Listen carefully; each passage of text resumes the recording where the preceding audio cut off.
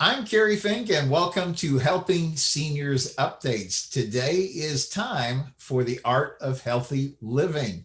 Hello, Vicki Moore. How are you today? I am doing great, Carrie. How are you today? All is well, and this has been such a great series. And folks, we do this every other Friday. We take the time that Vicki Moore from Humana and CarePlus takes time out of her busy schedule, and I guess it really is busy because you guys are in the middle of that enrollment season for Medicare for this year. But you're so kind to take time from your schedule to share these important tips. And we've had some great things. Today, by the way, is Friday. It's November the 13th. And can you believe we're getting to within a week or so of Thanksgiving? It's I amazing know. how 2020 has kind of moved along, isn't it? Yep. And being in a Florida transplant, it doesn't even the weather just doesn't feel that way. So it's very interesting. But yeah, it's been a crazy year for sure. Yeah, we were talking about that. Well, fortunately, we've made it this far, staying safe with the COVID and all those kind of things. And let's really keep up our vigilance and do all the things the CDC has told us about. In fact, Vicki, when we were on the radio earlier on this week, I had the privilege of the Helping Seniors radio show that we do every Wednesday at 12 noon on 90.3 FM WEJF. It's a powerful station that broadcasts all the way up and down the Space Coast. But our guest was Dr. Lee Sheldon, who's a noted area periodontist, and also John Harper, who is known for his work with Joe over the years. He's the Talk to Me radio network guy. But we were talking about the fact that the CDC has published some really good guidelines about staying safe through the holiday season. And, it's talking about as normally we might try to get together with family for Thanksgiving or through December for Christmas, Hanukkah, or the holidays or things like that, that we would have all these issues that we need to think about carefully in a COVID world that we maybe didn't even give that much thought to, in prior years. So I'm going to make sure that we put the link up next to that as well, so that people can review that. It has great tips, maybe if you're traveling, things to think about. If you're planning on hosting folks in your home, some really good tips about how to do whatever you're going to do safely. If you're going to overnight at somebody's house or vice versa, maybe they're coming to visit you. Lots of great tips. And, particularly for seniors, Vicki, we want to keep everybody safe. Definitely, definitely. Yeah. Any great guidelines to follow are very important. So that'll be good information. Yeah, so we're going to make sure that we put a link for that in this message today. But what we're going to talk about today, this is the art of healthy living. It's this fantastic series. And Vicki, we've covered some amazing things. The last one that you shared with us was really, it had a funny title, but it was a very serious topic. It was about the battle with belly fat, and why I had no idea until you went into all that. That number one, that there was different kinds of belly fat, number one, and number two, how important it is to understand the ramifications of needing to take care of belly fat the right way. Right. Nope. I agree. And all of this, all of these, all of the topics that we've covered can be accessed on your site. So if anybody wants to get more in depth with that topic, they can access it there at your website, correct?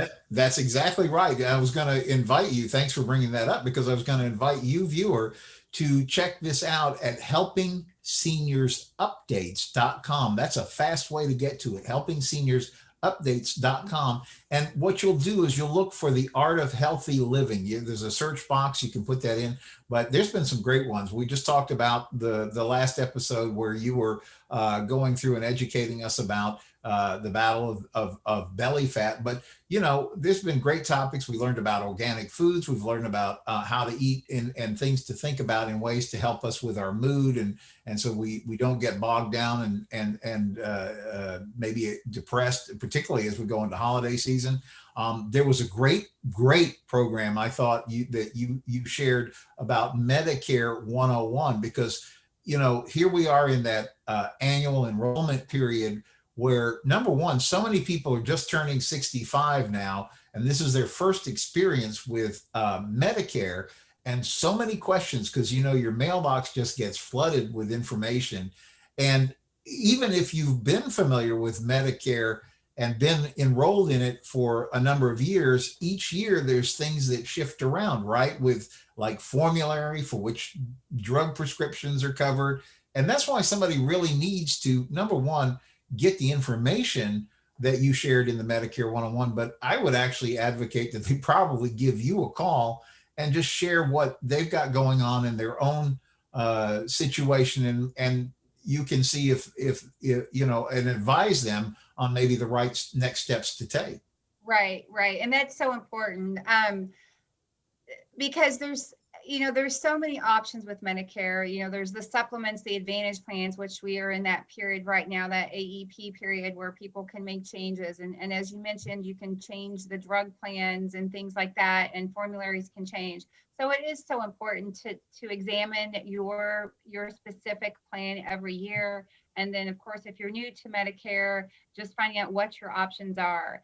And I would love to educate anybody with questions. I'd be happy to do that. And I'll just throw out that number. If Please. anybody does have those questions, they can reach me at 321-272-0218. Yeah, say that one more time. Okay, one more time, 321-272-0218. And again, my name is Vicki Moore, and I'm happy to help out and just educate you on all of your different healthcare options once you're turning 65, or even if sometimes you qualify for Medicare under 65. The key thing is you have to have your Medicare Part A and Part B. So if you're there, you probably are going to have some questions, or if you're going to be there shortly. Yeah, and I was going to say, this just does not appear to be a thing you want to navigate on your own, because, I just see what the mailboxes look like this time of year. Half of your mail is coming from all these sources, and they're trying to give you information to say, oh, this is the plan you should look at, and that's the thing you ought to consider. So I've got a lot of my members calling me, that have had our plan for several years, and they're saying, well, so-and-so is saying I should call them, or, do I need to make changes? What do I need to do? So I just want everybody to know you don't have to make a change. But the thing is, do you want to make a change? I mean, if you're happy with your plan and you have people calling you or emailing you, or you see in commercials that say, pick up the phone and make a change, don't feel like you have to. I mean, talk to your agent, or, feel free to give me a call. So these are marketing ploys. Oftentimes people want your business. And so don't feel like you have to make changes. And you may want to make a change, but you want to make a nice, educated, you want to get the facts before you rush into anything. So if you are working with an agent, if you have an agent, definitely call that person. Or if you don't and you have questions, feel free to call me. But don't let all those commercials panic you or scare you, or feel like you're not in the best plan. And just ask questions and get yourself educated is what my advice is. Yeah, and I think my final statement or point about this also, and correct me if I don't say this the right way, but it also seems important that if you have a plan, you still need to review it though each year, because something may have changed around. You may have a certain assumption about medicines that you need and what's covered and what's not, and you can't always be 100% sure that the plan that you used in the prior year might have the same coverages. Is that a fair way to say that? Well, yes. So, both with prescription drug coverage and with the actual benefits. Each year, everyone gets, that's somebody that's already on a plan is going to get their annual notice of change, or we call it the ANOC. That's going to come at the end of, everyone has gotten it, came at the end of September. Although I do talk to people that say, well, I never got mine. I don't know what my plan's going to look like. So, again, ask questions. But if you did get that actual document, look at that. You can see what your plan looks like this year and what it's going to start looking like in January of 2021. So you can see what your changes are. And then, if you are happy with those changes, then you can stay where you are. But if you feel like you want to shop around for benefits, then you definitely can do that. But same thing with the prescription coverage. That can change too. And there are, again, that's something you can plug in. I've got access to what we call the RX calculator. It just is, takes a few minutes to plug in those medications, and it can tell you what is the best plan for you to be on and what your projected cost with those medications will be for the upcoming year. So definitely very smart idea to check that every year. Absolutely. So one more time before we jump forward into our topic of the day, which is caregiver survival tips, but let's give that number one more time. Okay, it is 321-272-0218. Good. So I'm excited about this. Anybody that has lived with anybody at any point that has needed some extra help at home understands the meaning of the term caregiver. And this is something that Joe Steckler, our founder and president, has spent a lot of time talking about, is that oftentimes being a caregiver is not a job that you necessarily took on by choice. Sometimes you just take it on out of necessity because you're caring for somebody, and you are the one that they are really relying on for the help. And so one of the challenges that we've talked about a lot, especially through this COVID-19 times, is that you have to be careful for things like caregiver burnout and things like that. And I'm excited that in today's topic, caregiver survival tips, you're probably going to help us with a lot of thoughts along that way. So with that kind of in mind, Vicki, teach us. Okay. All right. So today's topic is called caregiver survival tips. It's just some really good points because it can be a very difficult task, a very difficult job, but it can also be a very rewarding job. So we're just going to go through some good information on that. And, a lot of this information may be information that you already feel like but hopefully, if you're watching, you're going to take away some good tools to kind of help you through that path, whether it's one you've been on for a while or if it's something new for you. All right. So the first thing, though, I just want to remind everybody is that, if you hear anything during today's class that inspires you to make some sort of health or medical change, like changing an eating habit or starting an exercise program, make sure that you talk to a doctor first, because I am a Medicare educator first. I'm not a doctor or physician. So anything that might be health related, definitely always talk to your doctor about that. All right. So the first thing, and as you know, my name is Vicki Moore, and I am a licensed sales agent with Humana and CarePlus. And also I will throw in, there is a handout available on this. So if you are interested in receiving that handout, you can, again, call me 321-272-0218, or you can also call the Helping Seniors of Brevard office. And Carrie, I'll let you finish that sentence. Okay. And you can reach us at 321-473-7770. Okay. Thank you for that. All right. So our agenda today is we are going, oftentimes caregivers find themselves facing a series of unique responsibilities, many of which are unfamiliar, they're challenging, and they can be very, very intimidating. It's easy to feel overwhelmed and like you're fighting to keep your head above water. But despite the challenges, caregiving can also be very rewarding. And there are many things you can do to try to help make the caregiving process easier on yourself and for your loved ones. So during today's little session, we're going to talk about the basics of informal caregiving, tips for taking care of yourself, how to stay positive, and helpful resources. And I will tell you, Carrie, I have never had to be a caregiver myself, but in my role, I see that all the time. And in fact, my best friend is in that role. So I hear a lot of this. So it is really good information. So I hope some people are able to walk away with, some helpful tips from this. All right. So the first thing we're going to talk about is informal caregiving. So let's start by discussing some important information about informal caregiving. An informal caregiver is a person who provides care for a loved one without formal training. And that's probably a lot of people out there. I don't have any statistics, but I know there's a lot of people in that role. This person may also be called just your family caregiver. Informal caregivers may be caring for others in lots of different circumstances. For example, they may be caring for a handicapped spouse, an aging parent, or an ill child. So there's, lots of different scenarios there. These types of caregivers are seldom equipped to carry out their caregiving responsibilities, nor have they anticipated being in this situation, which can make some of these things very, very challenging. So caring for someone else is often more of an act of love and kindness. While there may be many challenges, there are also many rewards. So today we're going to talk about the ways to be a good caregiver without sacrificing yourself, which I feel like that probably happens to a lot of people. They maybe start to feel a little bit lost when they're devoting all of their time to that person in their life. Um, so what challenges and rewards have you experienced as a caregiver? So if you're a caregiver, just kind of take a moment to reflect on the challenges and rewards that you've experienced. Carrie, have you ever had that?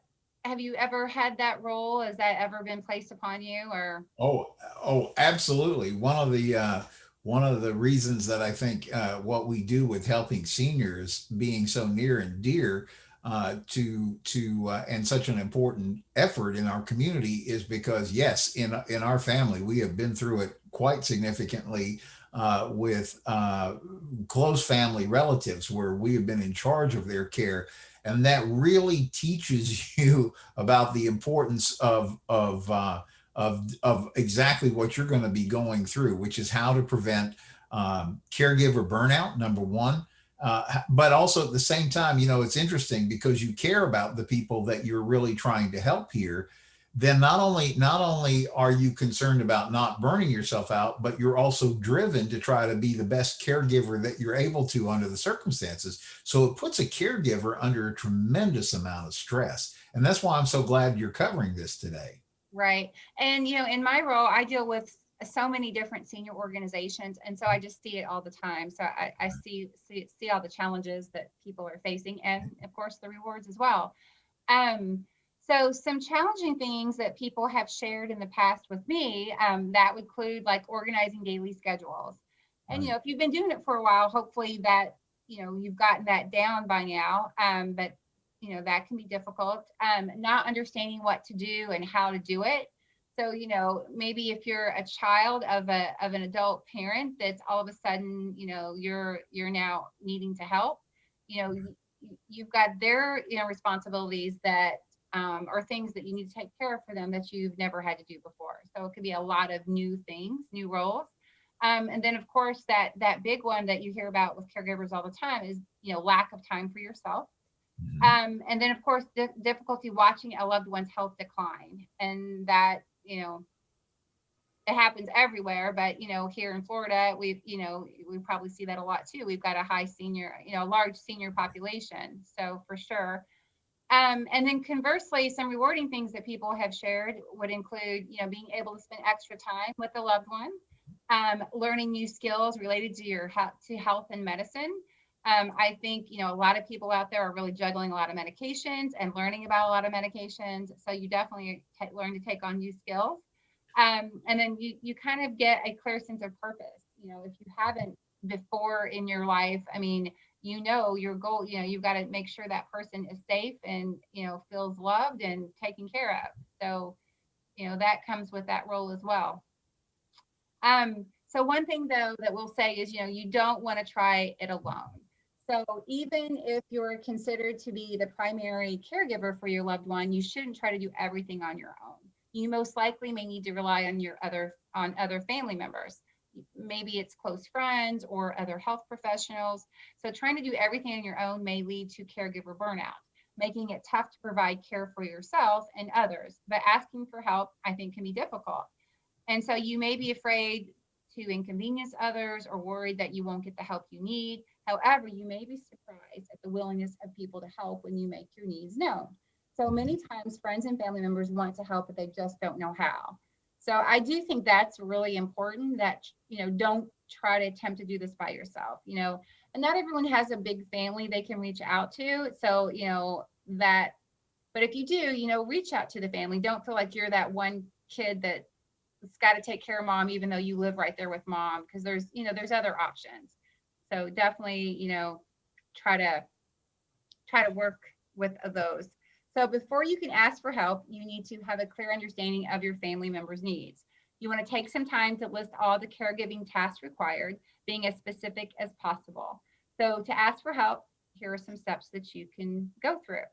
Number one, you want to schedule a time to talk to the person one-on-one. Number two, you want to review the list of tasks that you need help with together. Number three, you want to point out specific jobs they may be best at helping with, like, someone with a strong financial background may be good at handling the money or the finances.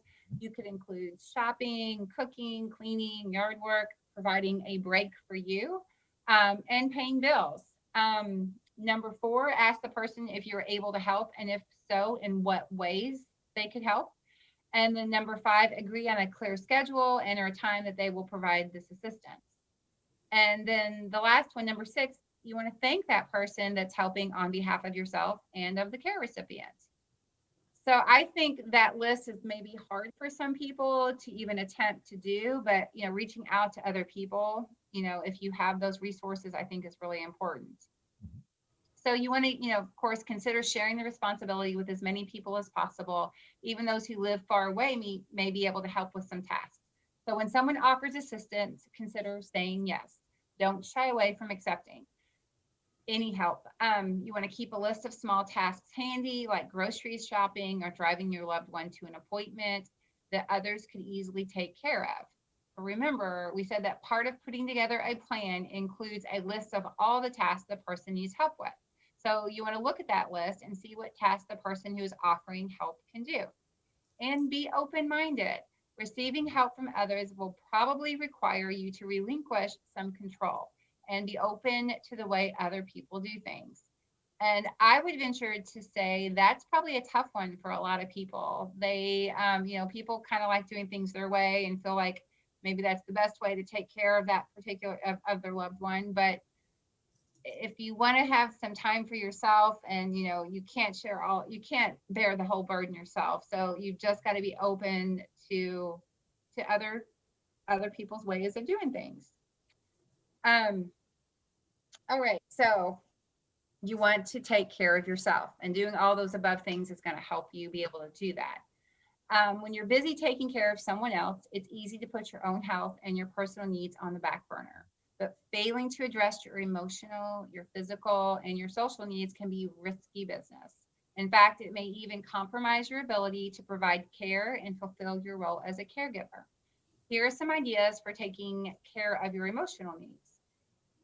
So you can, you want to relax in your own personal space. You want to try to create a personal space in your home or close by.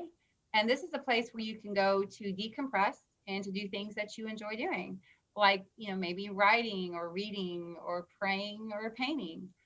Find an outlet for your emotions. Consider journaling or just talking to someone about the feelings that you're experiencing. And then here's some ideas for taking care of your physical needs. You want to stay active. You want to have and eat a healthy diet. Both of these can help keep your body and your mind feeling its best. And then this is one too, I think a lot of people forget about or, let slide, but you want to get enough sleep. And this has come up in a lot of, I think, the other topics that we've talked about, Carrie. Yes. But sleep is so important. It helps you feel energized to tackle the day's challenges. And, again, caregiving is challenging. It can be hard. So make sure you get plenty of sleep.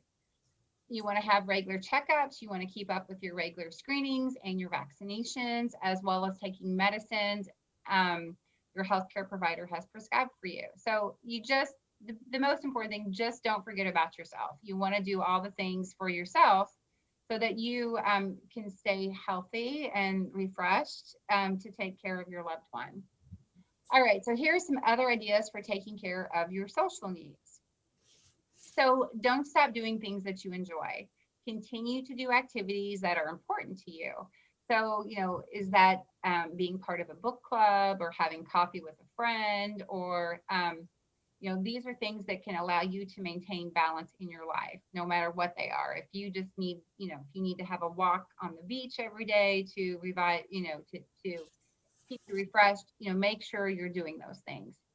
And then you want to something that could be very helpful is to find others who are in similar situation that may have similar struggles as you.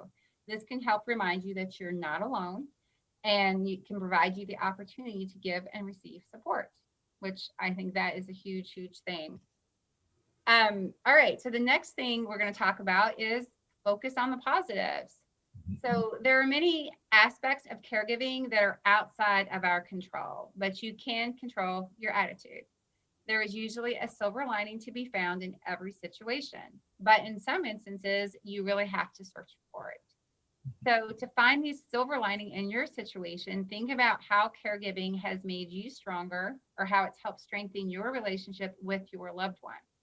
Try to keep a sense of humor, even when times are tough. Make a date with a friend to see a funny movie or watch your favorite funny television show, and do that a lot. You need laughter in your life. Many caregivers make it through the difficult times by reminding themselves how fortunate they are to spend time with their loved one. Every day you have, even the bad ones, is a gift. Remember that the time you're able to spend with your loved one now is something that you'll treasure for the rest of your life. There are many activities you can do with your loved one to help strengthen your bond and add enjoyment to your day. Things like gardening, going for a walk, visiting with a neighbor, looking at family photos, putting out bird feeders, playing cards. There's board games. You could have a movie date. You can complete, movie date with popcorn and other friends over, or, cooking together. These are all just, some good options that you can share together.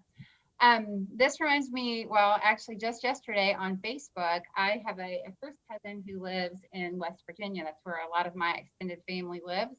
And he made a Facebook post about his dad, who's my uncle. He is in his 90s, and he's got failing health. And he's having his good and not so good days. And so, my uncle has 5 boys, so they're all kind of sharing in some responsibilities. But my cousin was thrilled to report that they had, yesterday would have been his parents' 64th wedding anniversary. But his mom had been gone. My aunt has been gone for 13 years. But of course, his dad, still misses her every single day and still talks about her a whole lot. But they still wanted to have still celebrate that time they had together. And so they had recently found some old 8mm film, and they had like 70 rolls of this film, and they had that turned into DVDs. And he said that's what they did yesterday, is they spent that time watching those. They didn't make it through all of them in that one sitting, but they got to watch these DVDs, and there was footage that his dad had not seen ever, and it was like their wedding footage. And he's in his 60s now, and it was him as a baby, him getting baptized. So it was just, he said it was just such a special day. So just little things like that. And his dad is there, sometimes not there, but those types of things are things that makes everybody happy. And so anyway, that was just like a happy memory, or just a happy situation I thought was kind of fun to share. So, but there's lots of things you can do. I mean, watching old footage, and if you do have that old film sitting around, get it converted so people can appreciate it. So anyway, so moving along, find the resources that you need. So in most communities, there are services available to help caregivers. These services may include adult daycare facilities, home health aides, a meal delivery service, respite care, transportation, skilled nursing.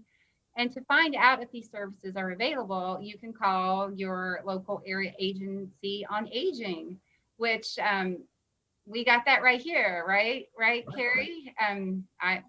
So Helping Seniors of Brevard, I'll let you maybe do a little bit on that, which I'm sure most of our viewers are very familiar with you guys, but.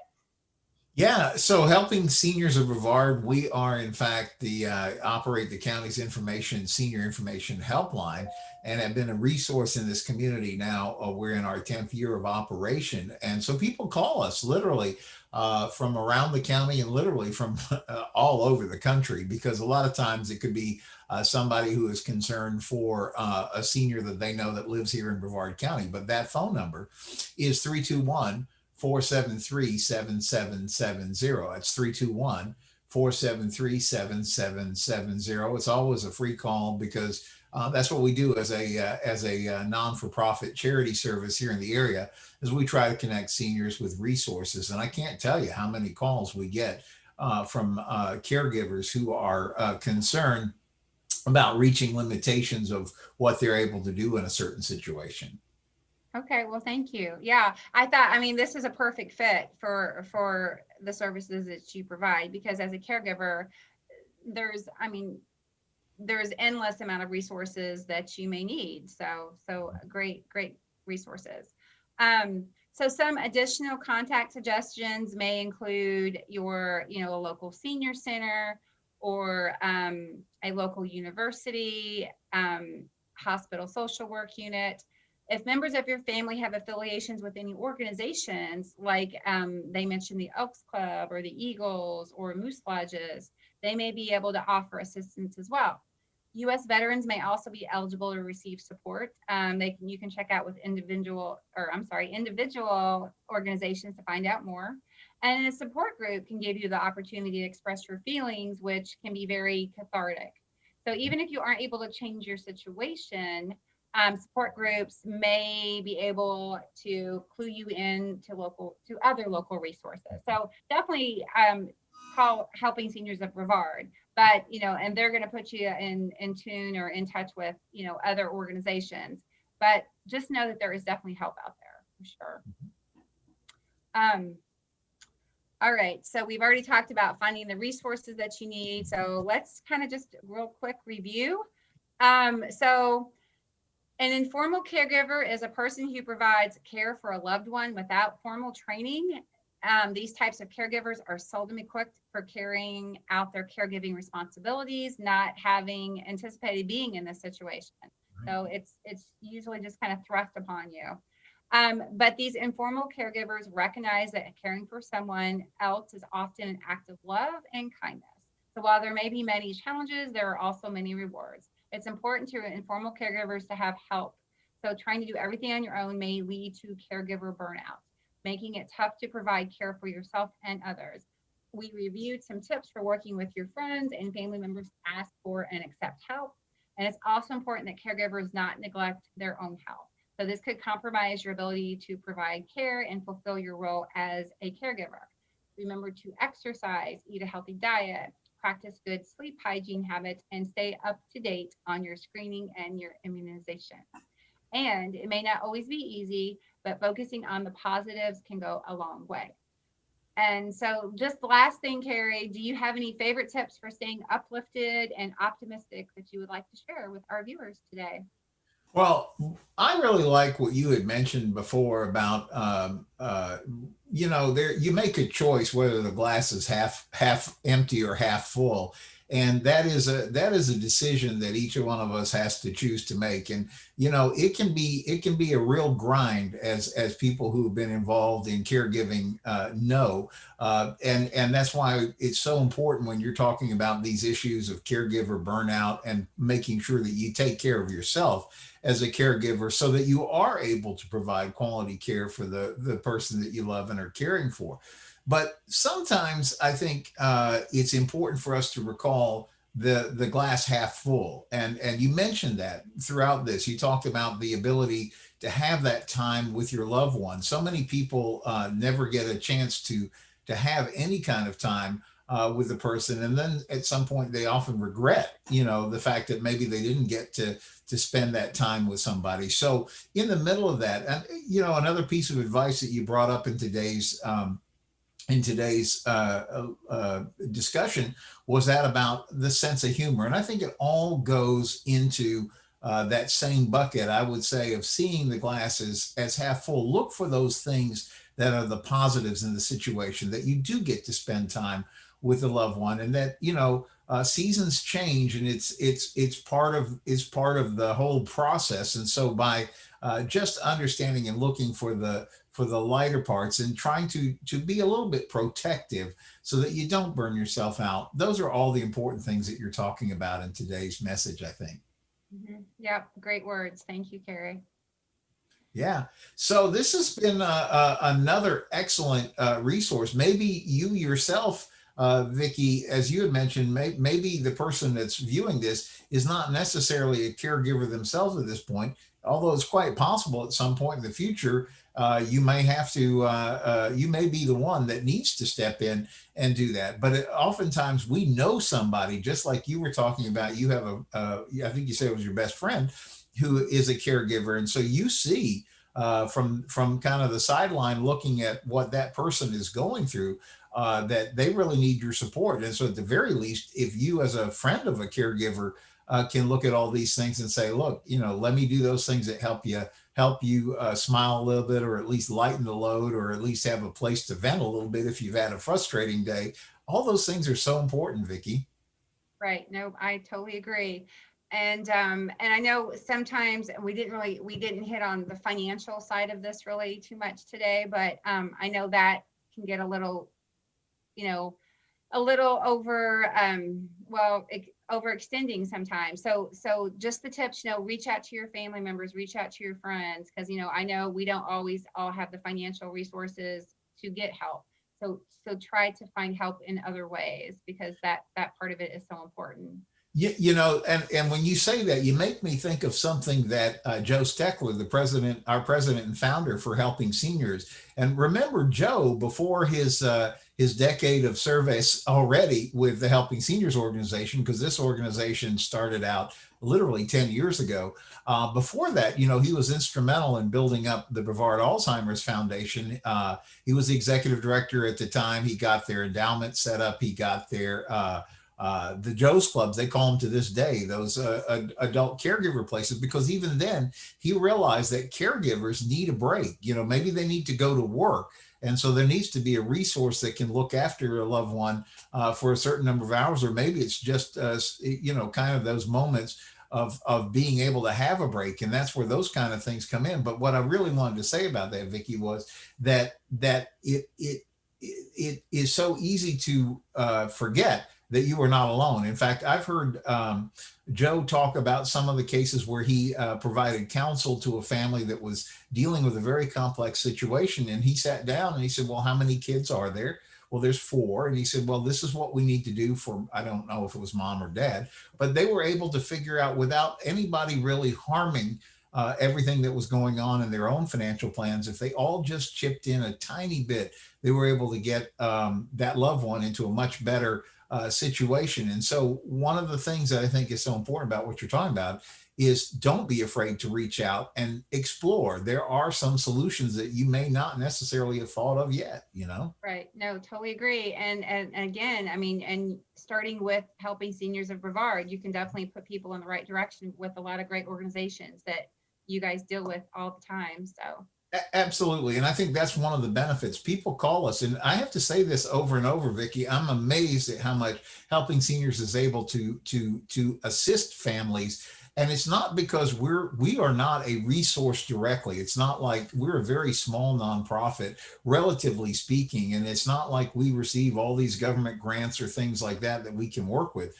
But we have the experience. Our people, Kim Bernard, our education specialist, and the rest of our team, they really know who to call when confronting a particular situation. They know where the resources are. And a lot of times it's just helping, it's like getting in your car. If you have a GPS that knows how to get you where you're going, it sure makes the journey a lot easier than making guesses. Do I need to turn here? Do I need to take the next exit? If you have that GPS, that really makes the journey a whole lot more enjoyable. And I think that's the point that you're trying to get across with all of this when we think about it from a caregiver's perspective.